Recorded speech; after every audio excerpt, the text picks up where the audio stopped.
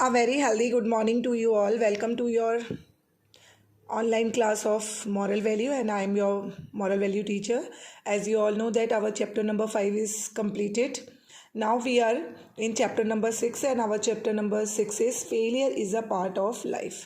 That means बेटा आपने बहुत बार सुना होगा failure is the key of success भी कहा जाता है, failure is a part of life भी कहा जाता है. फेलियर का मतलब होता है असफलता.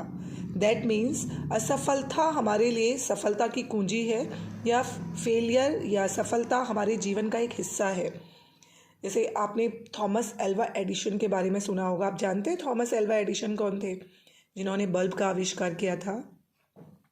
देखिए वो उनका ये जो स्टेटमेंट है या जो उनका ये वाक्य है ये बहुत ज़्यादा फेमस है. I have not failed, I have just found 10,000 ways that want work.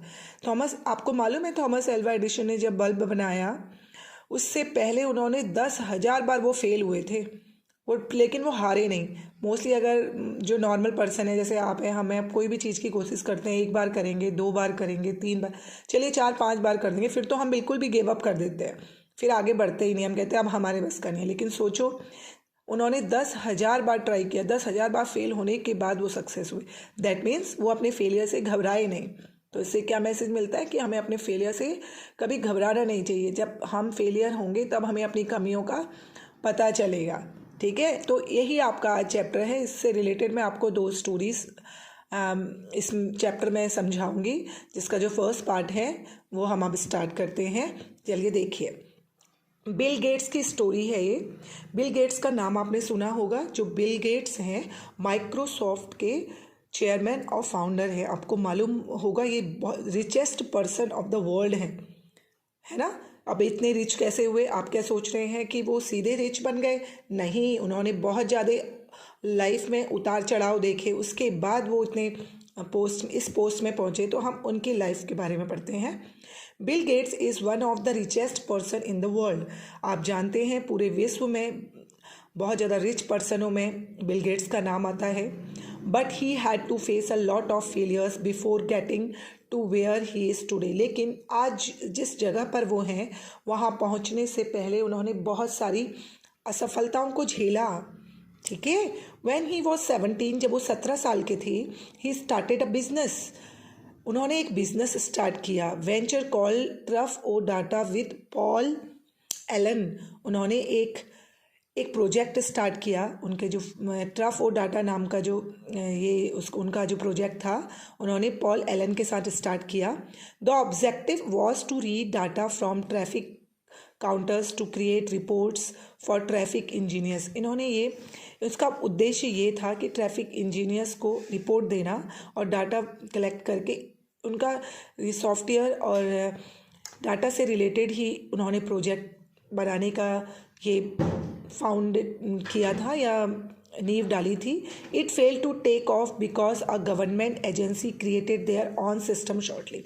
लेकिन उनका जो ये बिज़नेस था, जो वेंचर था, वो फेल हो गया क्योंकि इसको गवर्नमेंट ने हैंड ओवर कर लिया, गवर्नमेंट एजेंसी ने हैंड ओवर कर लिया.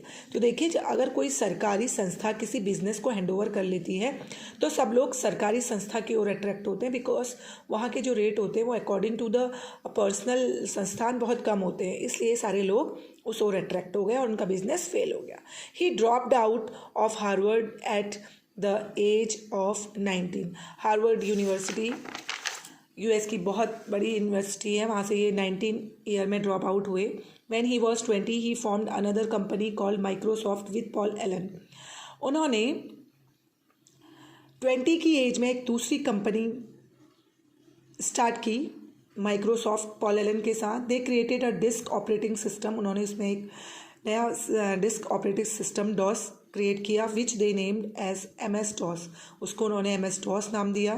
दे sold it to IBM and large number of other companies, making PCS 4 years after that. PCS का मतलब समझते हैं आप, पर्सनल कंप्यूटर. ठीक है.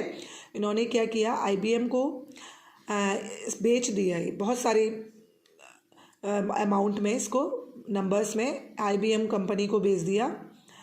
and making PCS 4 years after that, Microsoft launched it's first version of Windows. उसके 4 साल बाद माइक्रोसॉफ्ट का फर्स्ट वर्जन लॉन्च हुआ। इट वॉज अ फ्लॉप, लेकिन ये भी फ्लॉप हो गया। It did not run well on the computers of that time. उस समय के जो कंप्यूटर थे उसमें इसने अच्छी तरह से काम नहीं किया।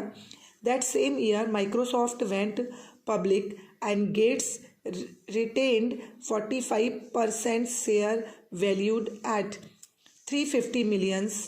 उसके बाद द सेम ईयर, उसी ईयर माइक्रोसॉफ्ट वेंट पब्लिक, बिल्कुल पब्लिक हो गया, मतलब हर किसी के पहुंच में पहुंच गया, बहुत ज़्यादा फेमस हो गया। After 7 years Windows release 3.1 version.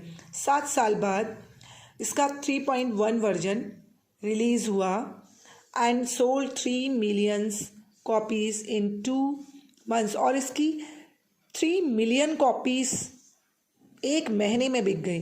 Windows 95 was release when Gates turn 40। उसके बाद विंडो 95 रिलीज़ हुआ जब बिल गेट्स 40 ईयर के थे, turn 40। It sold more than 40 million copies in the first year of release, thus making Gates reach the number 1 position on Forbes list of richest people। और एक साल में 40 million copies इसकी बिक गई और फोर्ब लिस्ट में सबसे नंबर 1 की पोजीशन में पहुंच गए, ये सबसे अमीर व्यक्तियों में। 5 years after that, Gates launched Bill and Melinda Gates Foundation, the largest philanthropic organization in the world। और उसके बाद 5 साल बाद बिल गेट्स ने एक नया फाउंडेशन लॉन्च किया जो कि पूरे वर्ल्ड में सबसे बड़ी ऑर्गेनाइजेशन थी। तो ये है आपका बिल गेट्स की लाइफ के बारे में एक छोटा सा व्यू जो आपको बताता है कि कैसे असफलताओं को झेलते हुए बिल गेट्स ने इतना रिचेस्ट पोजीशन हासिल की। दैट मीन्स इनकी लाइफ से हमें ये समझ में आता है कि हमें कभी फेल होकर घबराना नहीं चाहिए, बल्कि और रास्ते ढूंढने चाहिए और दुगनी मेहनत से आगे बढ़ना चाहिए। That is the first part of this chapter. इसका जो सेकंड पार्ट है वो हमें आपको नेक्स्ट वीडियो में कराएंगे। इसमें हम आपको KFC, आपने सुना होगा ना KFC चिकन, उसके जो ऑनर हैं उनकी लाइफ में के बारे में हम आपको बताएंगे। बेटा इससे ज़्यादा लंबी वीडियो बनाने में ना अपलोडिंग में दिक्कत हो जाती है। That's why I am not explaining the second part today.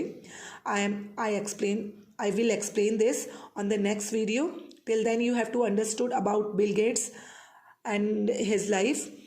Then we will discuss the question answers about this.